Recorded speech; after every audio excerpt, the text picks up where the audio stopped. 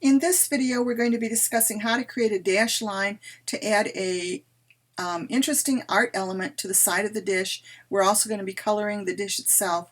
So we're going to begin by making sure you do have your template layer turned on. With your template layer turned on, you'll notice there's a red dash line that slides across the screen there. That's going to indicate where we want to draw the line that we're going to make be a patterned line, or what's called a dashed line in Illustrator.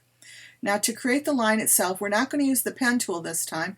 Instead, we're going to use the line segment tool. And the line segment tool lives in your toolbox either to the right of the letter T typing tool or just below it, depending on if you're looking at a one-column toolbar or a two-column toolbar.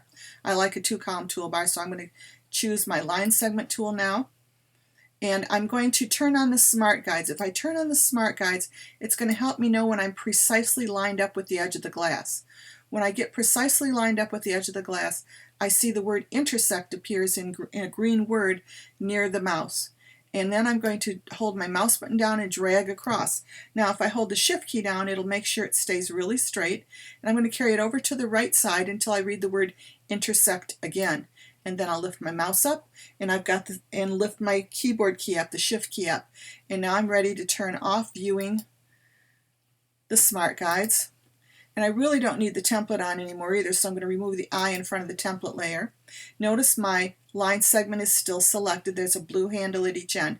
If you don't see the line segment selected, then stop and go get the selection tool, click in the middle of it to select it, and then return to this position where we are. Now we're going to modify the line itself. So up here in your control panel, you're going to click on the word stroke.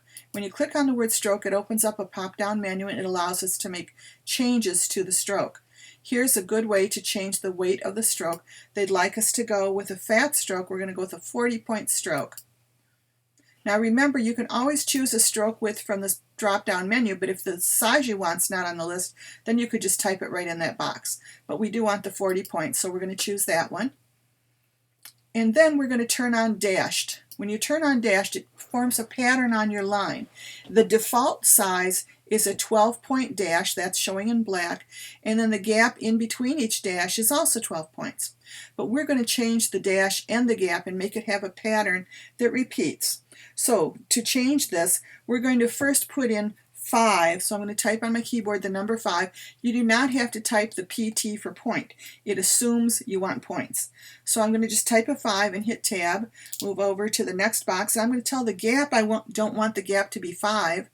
I want the gap to be less than 5, so that's going to be 3. I'm going to choose 5 for the first dash and 3 for the gap. And when I type that in now, you'll notice my pattern has a fatter dash than the white spaces in between each dash. But I'm going to make the pattern go a little bit different yet and make the second gap be a 2-point gap. So I'm going to type a 2-point dash. So I'm going to type 2 in that third box. And then in the fourth box, I'm going to type 4 and then tab. And what that pattern does is it repeats itself. So it'll do 5 for a dash, 3 for a gap, 2 for a dash, 4 for a gap. And then it repeats itself and goes back to 5 again, and then 5, 3, 2, 4, 5, 3, 2, 4, all the way across. And your pattern should match the figure at the bottom of page 166 at the bottom of your book. Now we're going to apply a color to this dash. We can't do that in the same dialog box. Whoops, my mouse moved a little further here, and it thinks I want to type something in that spot, but I don't. Okay, I'm going to come up here now, and I just went back by doing Shift tab, which moved me back. When I moved over here, it thought I was trying to put a number there, so I just moved back over here by doing a Shift tab. So it's reading, and I lost my first number there. Let's go back. 5, 5, 3, 2, 4 is what I want them to read. So I'm good with that. And now I want to come up here and change a color. Here's where you change the color of your stroke. Now here are colors that have been prepared for us for this activity, and near the middle there are 2 different gold colors. If you position your mouse on it, you'll see it tells you what the colors are named. The second gold color is called Cup 65%, and that's the one we're going to choose for our dash pattern on our line. Then we're going to go to the next step, and we're going to actually color in the dish itself. In order to do that though, I'm going to come down here and click to close that dialog box. I still have the line tool.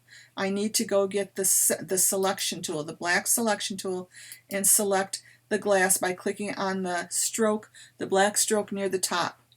Now I've got that whole glass selected except for the patterned line, and I'm going to apply colors to it. So I want to go to the window menu and go down and find my swatches.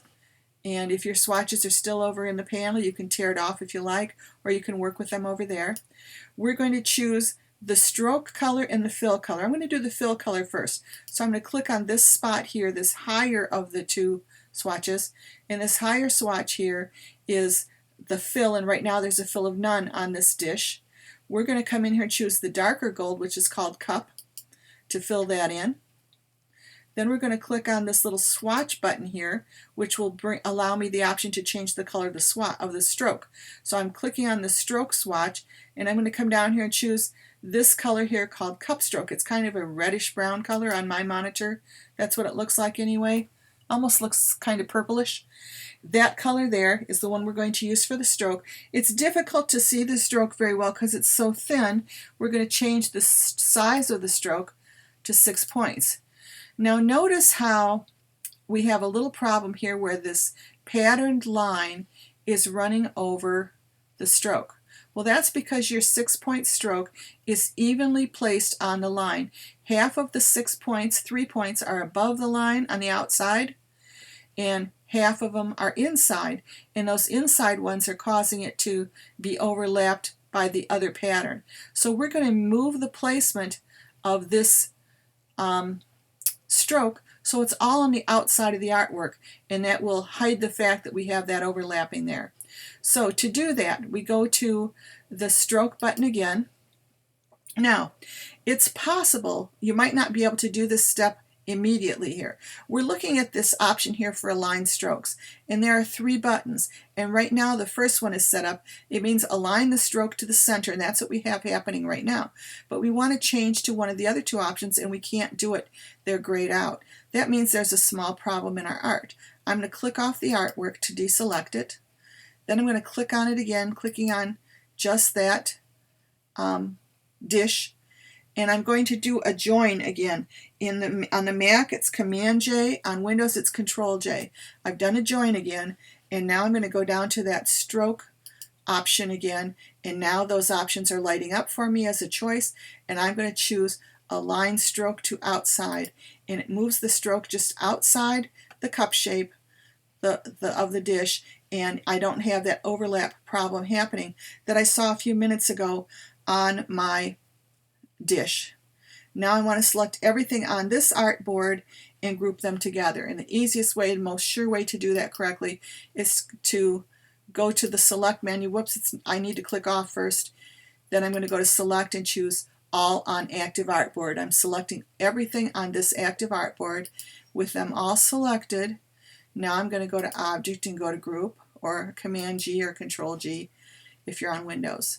And so I'm going to click and save my work with a Command S or a Control S to save my work, and I'm going to stop at that point. That takes us to the middle of page 167.